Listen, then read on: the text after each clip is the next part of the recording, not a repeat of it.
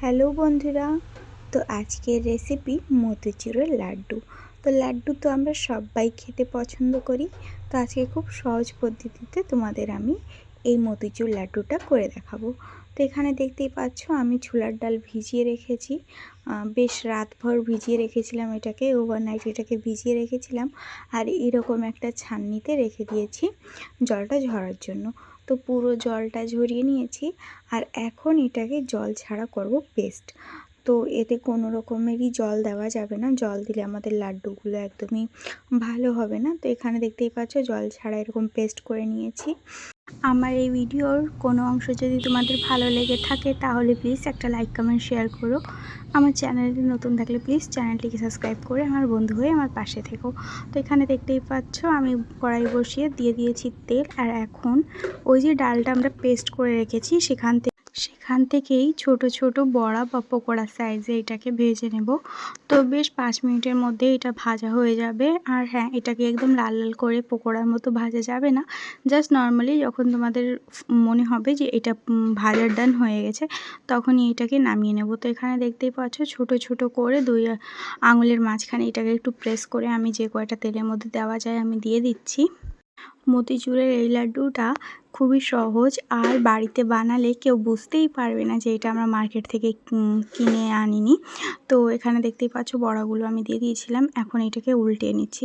দেখতেই পাচ্ছ এক সাইড আমার ফুল ডান। তো এক ব্যাচ ভাজতে আমার 5 মিনিট মতো টাইম লেগেছে। আর বন্ধুরা, এই লাড্ডুটা খেতে একদম মার্কেটের মতো সেম টেস্ট লাগে। তো এখানে দেখতেই পাচ্ছ ভাজা আমার ডান। আর বেশ এরকম করে ভেজে আমি একটু হাত দিয়ে ভেঙে নিয়েছি যাতে করে এটা জলদি ঠান্ডা হয়ে যাবে। আর এখন এটা ঠান্ডা হয়ে গেছে, মিক্সার গ্রাইন্ডারে দিয়ে আমি এটাকে একটু দানা দানা করে পাউডার করে নিয়েছি। তো দেখতেই পাচ্ছ বেশ দানা দানাই রয়েছে, একদম ফাইন পেস্ট করা যাবে না। তো এখানে এই যে পেস্ট করে নিয়েছি। আর এখন আমরা লাড্ডুর জন্য বানাবো শিরা। তো বন্ধুরা, এখানে আমি চিনি শিরা বানানোর জন্য গ্যাসে কড়াই বসিয়ে দিয়েছি। আর কড়াইতে দিয়ে দেব 1 বাটির একটু কম চিনি। তো আমি যেহেতু ফ্যামিলি মেম্বার্স আমাদের বাড়িতে কম, তো লাড্ডুর কোয়ান্টিটিটাও আমি কম রেখেছি, যার জন্য আমি এখানে 1/2 বাটি মতো চিনি দিয়েছি। আর 1/2 বাটির থেকেও কম এখানে জল দিয়ে দিয়েছি। যদি এটা জল না দিই তাহলে এটার কালার চেঞ্জ হয়ে যাবে, ক্যারামেল হয়ে যাবে এটা। তো এখানে দেখতে পাচ্ছ দিয়ে দিয়েছি 2-3টে এলাচ। তোমাদের কাছে যদি এলাচ পাউডার থাকে তাহলে তোমরা পাউডারটাও ইউজ করতে পারো। সামনেই তো পুজো, দুর্গা পুজো, কালী পুজো, জগদ্ধাত্রী পুজো, কার্তিক পুজো, অনেকই পুজো আসছে। তো বাড়ি প্রসাদ হিসেবে তোমরা এই লাড্ডুটাকে অবশ্যই একবার বানিয়ে ট্রাই করো। তো এখানে দিয়ে দিয়েছি 1 চিমটি মতো ফুড কালার, যেহেতু আমাদের দোকানে কিনা লাড্ডুর কালারটা আমাদের কাছে ভালো লাগে, তো এখানে কালার দিয়ে দিয়েছি। আর কালার না দিলে এটা কিন্তু দেখতে দোকানের মতো সেম লাড্ডু হবে না। তো এখানে দেখতেই পাচ্ছ চিনি আর জলটা দিয়েছিলাম, সেটা ফুটে এসছে। আর আমরা একতারের চাশনি বানাবো।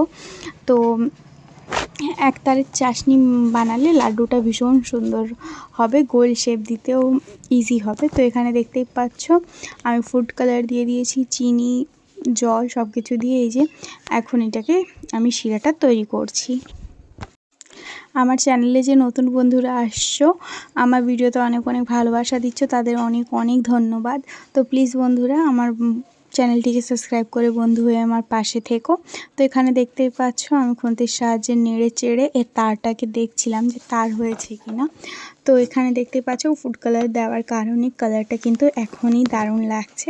তো এখানে বেশ এটাকে একটু ফুটিয়ে নিয়েছি, ফুটিয়ে এখন মিষ্টির তো অনেক ভ্যারাইটি হয়। তো বন্ধুরা, তোমাদের কোন মিষ্টিটা বেশি ভালো লাগে সেটা আমাকে অবশ্যই কমেন্ট করে জানিও।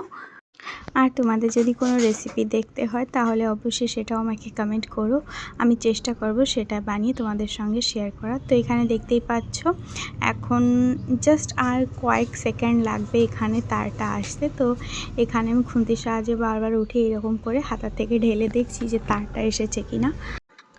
খুবই জলদি হয়ে যায় এই রেসিপিটা বন্ধুরা। তো এখানে দেখতেই পাচ্ছ কড়াইতে আমি এই যে চাশনিটা ফুল রেডি করে নিয়েছি। আর কালারটা কিন্তু দারুণ হয়েছে, আর খেতেও কিন্তু দারুণ লেগেছিলো। যেহেতু আমি এই লাড্ডুটা বানানোর পর খেয়ে তারপরে এডিট করে তোমাদের সঙ্গে ভিডিও শেয়ার করেছি, তো আমি জানি জাস্ট টেস্টটা একদম মার্কেটের মতন হয়েছে। আর এই রেসিপিটাও আমি ইউটিউব থেকেই দেখেছিলাম। তো এটা আমার নিজস্ব রেসিপি না বন্ধুরা, আমি ইউটিউব থেকে দেখেছি। তো এখানে দেখতেই পাচ্ছ তার চলে এসছে।